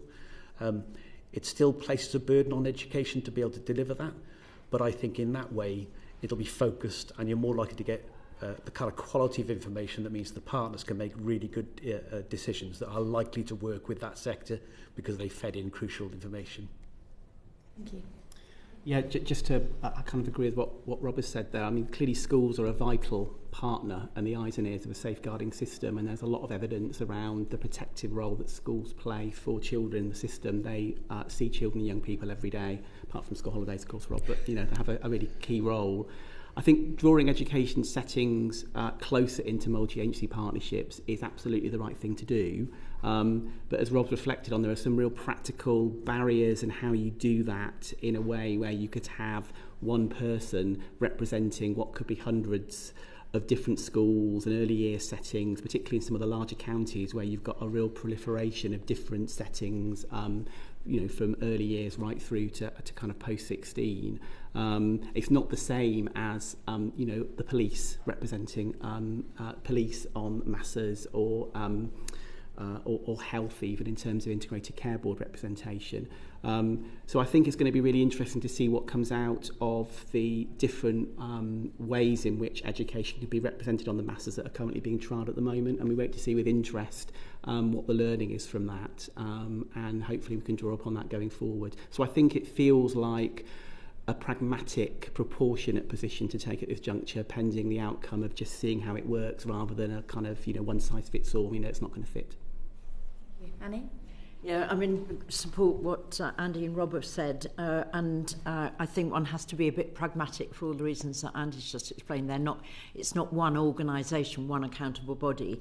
I think the really important thing is to make sure that in the kind of strategic and executive decision-making processes, that the education world is represented, possibly by one or two people who then have a kind of clear system back in which they can report and be accountable, or certainly to be communicating with that whole kind of sort of mixed economy that you have within education. But that they need to be at that table is, I think, beyond doubt. And already, I mean, I know in lots and lots of areas, they already have, be a chief executive of a multi-academy trust or something at that top table of decision-making and strategy formulation. And that's the really important thing, is that their voice is heard, throughout all the decision-making processes. Mark. Thank you, Chair, and thank you for your answers so far. The Children's Wellbeing and Schools Bill places a number of restrictions on home educators, and it requires local authorities to create registers of children not in school. What are your general views on this approach? Shall I start off on this? ADCS has long argued for a register of electively home educated children, and we were carrying out surveys over a number of years to try and understand what the cohort looks like across the country. That was prior to this being undertaken by the DfE. The DfE now publishes information on EHE, and we know that at the last count there are about 150,000 known to children to be electively home educated, but we're still not absolutely clear on the exact number, but it's around 150,000. And we know that that's increased exponentially since COVID, and there'll be a range of reasons for that. I think, again, we need to manage expectations around what a register will and won't do. I mean, a register in itself won't keep children safe, but it will be a tool to help identify concerns. And the curbs on active home education, where there are or have been child protection concerns, so around Section 47 inquiries or children on child protection plans, is welcome. That's something that we welcome as an association. I think one of the things to reflect on is some of the training implications for the workforce, specifically those individuals from local authorities who will be going out to visit children in homes to capture information for the register, or to have a conversation about the quality and the type of teaching that's taking place at home. I think that the position is local authorities have been so hollowed out over the past 10 years that actually the current capacity to do EHE work is really, really reduced, and is often, certainly in my authority in Derby, it's less than one FTE post going out to do all the kind of door knocking, and in some councils, it will be almost an administrative task. So I think there is something about understanding what the new burdens and what the demands and expectations will be on local authorities in capturing information for a register, which is actually very detailed in the bill, as well as then what the responsibility is in terms of the visit that takes place. And for those officers that might not have a safeguarding or broader wellbeing background, just to think about what the training needs are for those individuals, to understand the kind of things to be looking for in that kind of broader perspective. Thank you very much. Yes, so, from a panel perspective, really support the proposal for a register. As you may know, we undertook a piece of work which we published last year about, I think it was about 40 incidents where children had been seriously harmed, and in fact 6 children had died, where there was elective home education. And that had highlighted a whole range of things, including obviously that when children weren't going to school, that potential protective factor is just kind of evaporated, it's not there.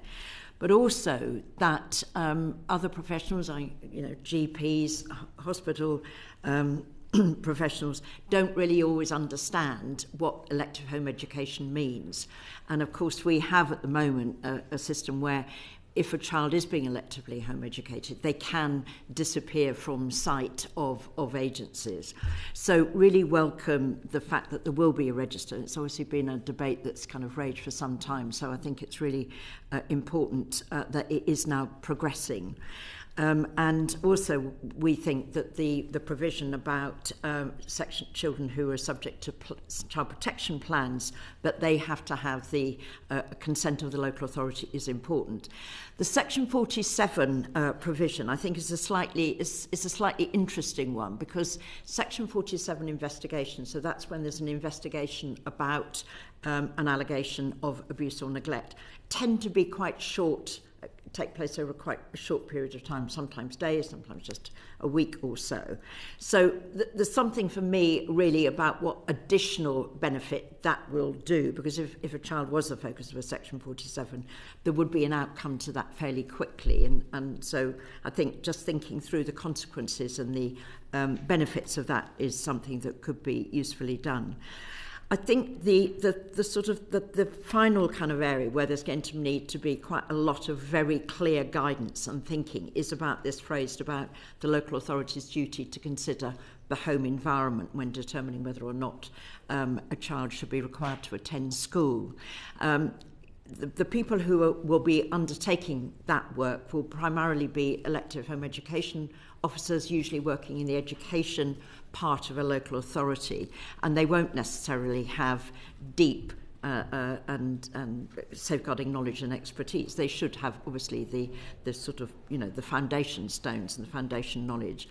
But I think we'll need to be really clear so that those officers undertaking that work know what they might need to be looking at and looking for, and families know that, so that it's a very transparent relationship when the local authorities are executing that duty.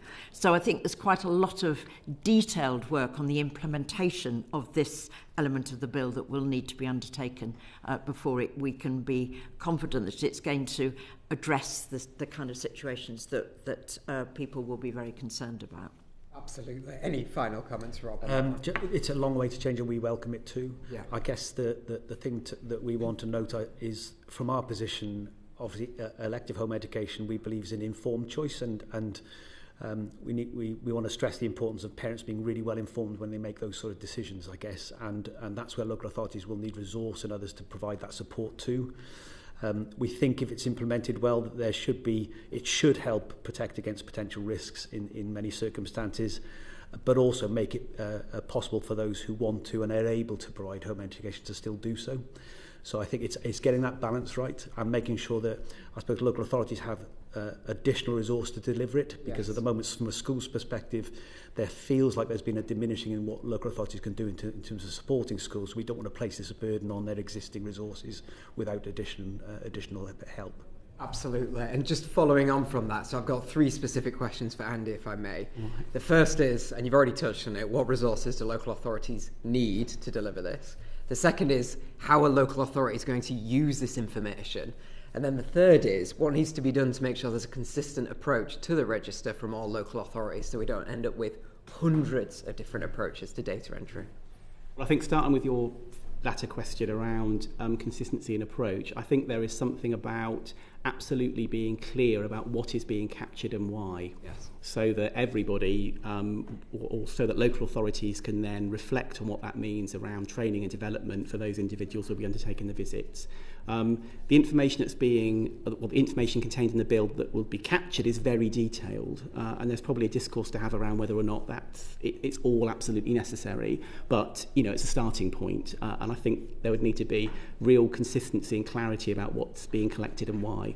How that's done is then for local authorities to determine. But I think your point around resourcing is really important, because picking up on my earlier point and Annie's point, the capacity in local authorities to implement this, particularly when you start to think about the new requirements around, visiting, around understanding what a suitable education looks like, doing all the kind of checks and balances and potentially going out relatively quickly, particularly if, the local authority hasn't given permission when a child's on a child protection plan, for example. That needs to be carried out, or a capacity assessment needs to be carried out in a way that understands the real burdens of that, because I think there's going to be a real challenge there, given where we are at the moment, and that work needs to be done, because none of these reforms can be rolled out on the cheap. They need to be properly costed if they're going to be effective, and if they're going to make the difference we hope they're going to make to children. So I think that is kind of really important. I think the other point I'd say is that there's that it would be really helpful if there was a discourse and some clarification about what constitutes a good elective home education, because that's something that we haven't got an agreed position on. I don't think government have got an agreed position on that as well, and that would be something that I think would be really helpful, because we're talking at the moment about legislation that originates from the 1940s, I think. So I think there's an opportunity for us to really kind of reflect on that and to think about that. Brilliant. Thank you all for your answers. Thank you very much. I am going to let this session run on until about 12 just to account for the late running of the previous session, but if you could help us with that by keeping your answers as concise as you can, we'll be able to ask you about everything that we want to ask you about, which is important for us.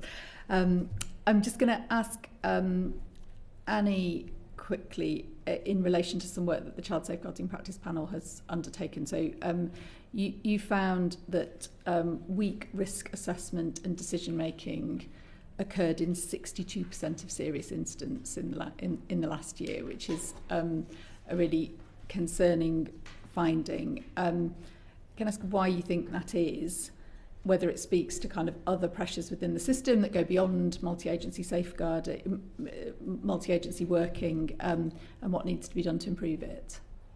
Yes, so that's from that kind of 62% will be taken from the reviews that have been undertaken in local areas. So that's the kind of and aggregated up. And I mean, lots and lots of reasons for that. Some of that can be the conditions. And for example, if there is a lot of churn in the workforce, social workers, health visitors, then that obviously does often undermine the quality of decision making. I think depending on what you're looking at, if you're looking, for example, as we've sort of detailed much more thoroughly, decision making around sexual abuse of children in families, you can see there that you've got, what we've said there is that you've got, the criminal justice system and the safeguarding system, and they're often not working together in concert in the interests of children. So that undermines, again, the quality of decision making. I think, the biggest sort of factor behind that weak decision making is the failure sometimes of agencies to communicate together, to share the information, to seek the information, and then to kind of be able to analyse that and make the timely decision. So those are kind of global, general statements, which I think we talk about in more detail in the report. Thank you. Andy, did you want to come in on that at all? I mean, just to add to some of the points that Annie has referenced, I think that one of the challenges that we see is the churn in the workforce and some of the particular pressures that we see in the social work and social care workforce, which can impact on the quality of practice at times, despite local authorities working really hard to do a whole range of recruitment and retention measures and to develop the workforce. Some of it goes back to my earlier point around ensuring that, certainly with development of multi-agency child protection teams, you give newly qualified social workers a really good broad offer about social work in a range of different contexts, so that they have the experience in a range of different settings working with different children.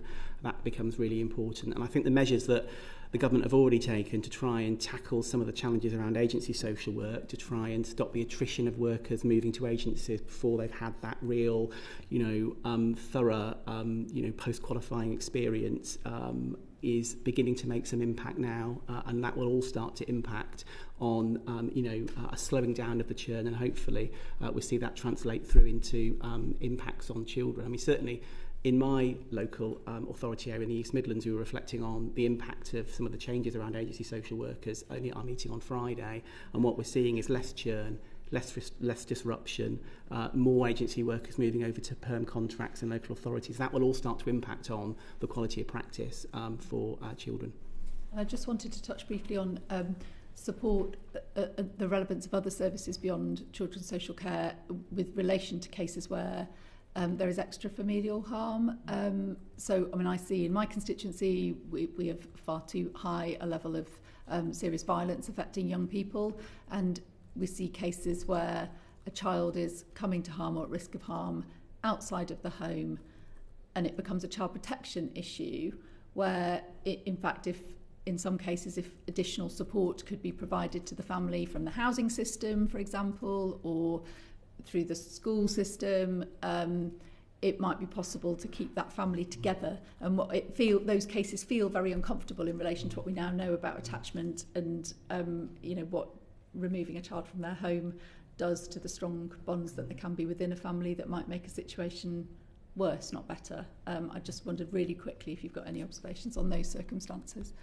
So in our annual report this year, it was one of the themes that we gave sort of particular attention to. And I suppose one of the sort of common themes in that group of children who've been harmed outside of the home through violence, youth violence, knife crime and so on, is education, and that, the disproportionate numbers of children who have been out of education for some considerable time. So I think that's one feature. We also know, particularly in relation to that form of harm, we see disproportionality, particularly of black boys, and that's particularly manifest, I guess, in London, but also in some of the other urban centres. So I think, and there are other issues, including, quite rightly as you say, that their kind of needs, sometimes children having education, being on education and healthcare plans, some of those needs, the needs for the family, the needs for the child, not getting the help in the timely way, or also perhaps not getting help for long enough. You made that point earlier on about time-limited intervention, which I think is also a feature. And I think that whole area of kind of practice and concern, and I know, a number of national charities and other bodies have been reviewing that kind of evidence, because I think still in local areas across the police, local authorities, health and so on, I think people are still really struggling to know what to do in relation, what's the best and most effective way of helping and protecting children in those kind of situations. So I think probably of all the kind of areas of safeguarding practice, I think that is probably the area where we are least knowledgeable and least well kind of least sorted, if you like, in terms of how to help children, families and communities, because obviously it's also about what a community experiences when those awful tragic events happen. Thank you. Anyone else want to come in? We saw a little of this, particularly during the pandemic, and with alternative provision school leaders were speaking about the sudden vulnerability of these young people who were not in the setting, and the kind of, as Annie was talking about, the kind of inability of the services to get in and actually start to making some tangible progress with them. They suddenly became very, very vulnerable, and particularly were open to things like criminality and that kind of things, gangs coming in, realising they were vulnerable and exploiting that. From a school, it's difficult because, of course, often the underlying drivers of these things and actually getting in is going to be beyond the reach of the school to do by themselves, but they will notice when it's happening, and they'll recognise when it is. So ways in which you can connect up more quickly with the key services that can provide that kind of support will be critical for schools. And I've got nothing else to add to what Annie was explaining before, really, other than that, but it was a particular feature that was picked up for those sort of children and young people. Thank you. And just to add briefly, if I may, I think that, to try and, balance it, I think compared to where we were as a system 10 years ago to where we are now, I think the conversations that we're having around transitional safeguarding, around contextual safeguarding are in a much stronger place than they were back in 2009, 2010. And I can reflect on that from my own experience in my own authority. I think that there are absolutely still challenges. I think there's still often a view from partners that the solution is to secure the child or to remove a child from its community and to place them miles away from home in a placement.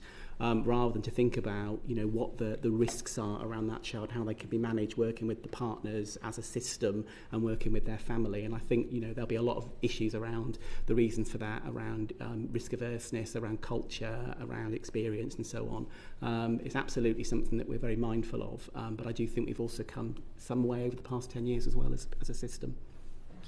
Rena. Thank you, Chair. Andy, you've already spoken about the workforce churn, but workforce instability is having such a profound impact on safeguarding. So I was wondering whether you could go into a little bit more detail regarding how far do you think the measures in the Children's Wellbeing and Schools Bill goes to address this, and what more could be done to give support to the workforce? Yeah, sure. I mean, there are a number of issues and challenges in recruiting and retaining a whole range of different children's services roles. So not just social workers, but teachers, educational psychologists, health visitors, even directors of children's services, where we've got, significant churn. I think that what we've been calling for is a wider workforce plan to support children and families to thrive, so to really think about that holistically. And I think part of this could play into the whole mission-style government around how do we think about the children's workforce in that really strategic, broad sense across all government departments, and to think about some of those unintended consequences of gaps that might result in pressures or problems or costs being shunted around. So I think there's a real opportunity, really, to think about that in a real kind of strategic sense. I think that, you know, there's always more that can be done around raising the profile of what it is to work with children in a range of different settings, and the rewarding nature of a career in that level of public service, raising the profile, particularly in my world, of social work and of jobs in social care. The bill touches upon that. I thought the McAllister review touched upon that. The bill probably could go stronger in terms of raising the kind of profile of social work. I think that what's really positive is the measures that have been taken to curb the flow of staff to agencies, which I reflected on earlier. Could the bill go further? I think as an ADCS we would always be advocating for the banning of project teams to casehold children's social work. That was in the original consultation that came out, but then was taken out by the previous government. Agency work or project work is not social work, so it could go further in that sense. But as I reflected on earlier, we are seeing already some of the positive impacts of the changes that have been made around agency. Annie? Yes, so I'm speaking really as a sort of ex-social worker, ex-director of children's services. So I think there is still very weak public understanding about what social workers do, and it is a role, unlike teachers or doctors or police officers, where I think that the role they undertake, the really important and very difficult, challenging roles, only comes into the sort of public limelight when something goes drastically wrong. So I do think that government continues to have a role in making sure that role and the contribution of social workers is better understood, partly because that's more likely to make social work an attractive career. The other thing is that I think there is still a lot to be done in terms of both initial qualifying training and post-qualifying training. And there is work being undertaken in relation to the post-qualifying aspect, which I think Andy referenced earlier on, which is positive. But just to give you an example, and I'm sorry to kind of quote again from the review we did about sexual abuse in the family, but it just illustrates the point. There was work done to look at what training was offered in initial training to social workers about sexual abuse, and which is, not an uncommon experience for many children, and certainly in terms of referrals to children's services. And very few programs were offering detailed kind of knowledge and input. So people were starting work as a social worker with very minimum understanding about sexual abuse and how to respond and work with children. So I think there is still more work that needs to be done in terms of training of social workers. I'm going to move us on to Manuela's question now, which is an important one just to finish with. Thank you. Thank you. So what are your views on the recommendations made by the independent inquiry into child sexual abuse, and in particular the mandatory reporting duty and the creation of a child protection authority. And Anne in particular, you told the previous committee that introducing a mandatory reporting duty for child sexual abuse may result in practitioners becoming very risk averse. So in your response, could you address how the government should avoid these when implementing the duty? Okay, so on mandatory reporting, I think there was, some of the comments were made in the earlier session I would support is firstly building on what is already there, because certainly regulated professionals like social workers, doctors, that it is already clear that they are required to report. I think the taking forward of that mandatory reporting requirement needs to be really clear about what the situations are when mandatory reporting is being required, because the recommendation, as I understand it, came out primarily from the ICSA's focus on abuse in institutions and rather than, for example, in the home. And is that mandatory reporting duty going to be about all forms of abuse, or is it specifically about sexual abuse? So those questions need to be answered very clearly. I don't think, there is the potential that people, I suppose, avoid thinking about as a child being sexually abused and asking some of the questions, the open questions that might enable a child to talk. And so we really need to make sure that understanding about how children will take time and sometimes several goes before they will tell anybody what's really happened to them.